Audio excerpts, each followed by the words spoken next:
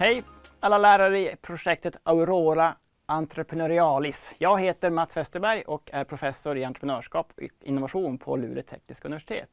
Det är en ära att få vara med och inspirera er i detta projekt som ju syftar till att komma längre i arbete med entreprenörskap och hållbarhet i era verksamheter och framförallt med era elever. Tillsammans med projektledaren Linda Strandenhed har jag tagit fram 4 korta videofilmer som förhoppningsvis ska hjälpa er i ert viktiga arbete att stärka elevernas kompetenser då det gäller entreprenörskap och hållbarhet.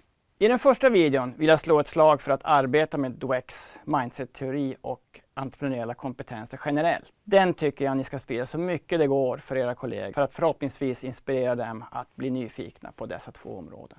De andra 3 videorna är mer ingående men ändå kortfattade genomgångar av först Dweck's mindset-teori, sedan entreprenöriella kompetenser utifrån EU-ramverket Entrecomp och min egen musikmodell, samt till slut EU-ramverket GreenComp som handlar om kompetenser för att arbeta med framförallt miljömässig hållbarhet.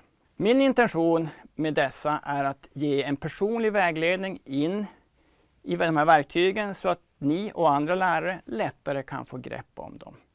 Jag hoppas givetvis att mitt eget verktyg Mosaik känns extra intressant och värdefullt att arbeta med. I GreenComp-videon försöker jag visa på hur viktigt det är att både fokusera på ämneskompetens, i detta fall kopplat till hållbarhet, och entreprenöriella kompetenser. Det är när man är tillräckligt stark på båda som det blir handling som får verkan på riktigt. Utan kompetens om hållbarhet blir det svårt att identifiera vad som är bra och effektiva hållbarhetsåtgärder, och utan entreprenöriella kompetenser kommer man ingenstans om man vill skapa förändring. Det fina är att vi har sett att ämneskompetenser och entreprenöriella kompetenser är komplementära och kan skapa förstärkande loopar. Med starkare entreprenöriella kompetenser hos eleverna kan man arbeta djupare med ämnena, och med djupare kompetens i ämnena kommer eleverna längre då de sätter dem i handling. Detta är mitt tydligaste budskap, att skolan behöver fokusera på både ämneskompetens och entreprenöriell kompetens samtidigt.